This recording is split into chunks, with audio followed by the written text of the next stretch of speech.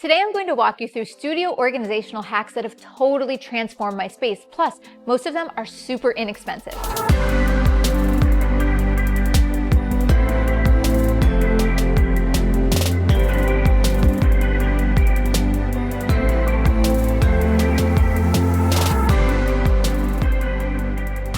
Hey everybody, Lindsay Adler here. A little bit of a confession time. I did not used to be an organized person at all. And I'm still not always, but in the early days of my studio, right after college, I had this little tiny studio in a storefront. And what I did is I basically put things in cardboard boxes and labeled them. And in my mind, this meant I had great organization. But as my studio evolved, I moved into a shared space in New York City, and then eventually to a much larger space filled with gear. And over time, I discovered something surprising. I actually love being organized in the studio, especially finding systems that just work. I do not care if it's nerdy. It brings me so much joy and peace. Not to mention it makes me faster, it protects my gear, it saves me money because I'm not accidentally rebuying things that I can't find. And honestly, it just feels good to walk into your space, to feel proud, and also to know that everything has a home and know where to find it. I personally think that nothing kills my creativity than having a great idea and knowing the tool that I need and looking around and not being able to find it, having no clue where it is. Or worse, I really do need it for a shoot, so I have to buy it. And then later on, I find that tool I couldn't find like 6 months later hiding behind a V-flap. Long story short, it was infuriating, and so now I love organization. So today what I want to do is I want to share some of my favorite lower cost but very practical organizational hacks. Some of these I've developed myself, others I've discovered throughout the years, and they keep my gear and sanity intact. Now, by the way, if you found some great hacks throughout the years, please share them in the comments. I'm going to be checking, and I'm sure I'll be thrilled to implement some of them. And plus, if you're watching this video, I bet you'll be interested too. All right, so let's take a look at my 5 organizational hacks. As you probably know, I love my creative tools, filters, gobos, anything that adds a little bit of personality or creativity to the shot. I have dozens of filters. I have hundreds of gobos. And a traditional filter holder, it barely holds anything. Plus, you can't really see what's inside. And with gobos, it's even worse because it's just stacks of metal circles that's hiding in a box. You can't see anything.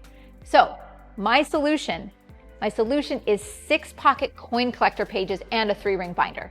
These are so cheap and they're magical for this purpose because I can label every pocket, I can group things together by themes, I can basically flip through it like a little creative catalog. All the star filters go together. All the graphic shaped gobos go together. It's neat, it's compact, and I cannot tell you how much time it has saved me. Now, when I go on location, I don't necessarily take these binders. Instead, I've got a different system that's smaller, it has more padding and protection, and I don't want to haul the whole thing with me. So I've got organization in the studio or for on location. Let's talk a little bit about our strobe batteries, especially some of the bigger ones, and I use Profoto strobes. Now, I used to basically just throw them in a bin, but the problem is that you need to have some charge when you store them, plus it can take up to an hour and a half to take a battery from completely empty to fully charged. And if you need to go on a shoot, you can't wait around. So what I did is I built a dedicated wall charging system using a company called Wall Control. So what's great about this, it lets me mount all my chargers onto a wall. I can lock them in place and then I can plug them into a single surge protector. Then I can add holders for each different types of batteries and I can label them.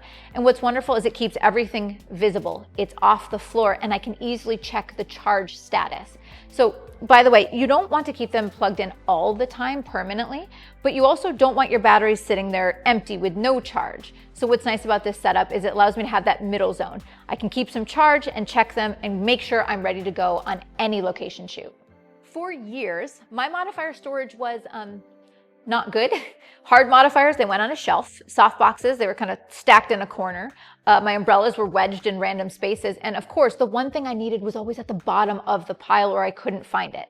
So what I did is I worked with Westcott to design something better, and we call it the float mount wall system. What I love about this system is yes, it's organization, but it's also aesthetically pleasing. Plus, it's totally customizable. You can choose different attachments, whether you shoot with Profoto or Bowens. There are baskets and light mounts and other accessories. If you love organization, when you see it up on the wall, all in a perfect row, it just soothes the soul. It turns your modifier storage into part of your studio aesthetic instead of just clutter in the corner. So now if I need a softbox or a reflector, I can grab it instantly and easily, and the wall just looks so beautifully satisfying. I shoot with a ton of gels, and over the years, I've collected hundreds of individual sheets. And I used to keep them in folders, which was okay, and sometimes bags, but it took up a lot of space and it was really slow, especially if I needed a particular gel mid-shoot. So now what I do is I use a multi-drawer storage cart that has shallow trays. You could also use something like craft paper storage or file organization, especially if you don't have as many gels as I do. But what I do is I label each drawer by color family. And then when I need one, I can say to an assistant, can you pull out the red drawer? And they can pass it over to me. It makes shooting with gels so much faster and more organized and cleaner, and honestly just more fun, because I feel like everything is so much more accessible that I can mix and match easily without having to dig through and find the tool I need. I feel like I've tried about every background organizational system out there, from hooks to ropes to brackets to toggles to foam, and none of them ever felt quite right or efficient. And then I discovered this one created by Savage. It is called the Seamless Paper Pro Rack Storage System. It's wall mounted and I fell in love. Now, yes, it does take up wall space, but if you have it, it looks gorgeous. And it holds per system about 6 backgrounds.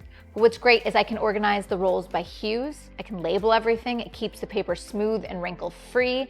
And it's not just for seamless paper, of course I could use it for canvas backgrounds as well. And it looks so good that I don't mind dedicating an entire wall to it. In fact, it's become a little bit of a conversation piece in my studio for clients and fellow photographers alike. So these were just 5 easy organizational hacks, but I have so many more. And if you're interested in hearing about them, let me know in the comments below. And don't forget to please share the tricks that you've picked up for your own space. If you have something that works great for a really small studio, or maybe some good inexpensive DIY solutions, let us know and be sure to share. So hopefully this video has given you a little bit of a spark and some ideas for taking control of organization in your own space, whether you really love organization or maybe you're just wanting a more professional representation of your studio. So if you want to see the gear that I used in this video, be sure to check out the links in the description below. And of course, as always, visit adorama.com. Thanks for watching, and I'll see you guys next time.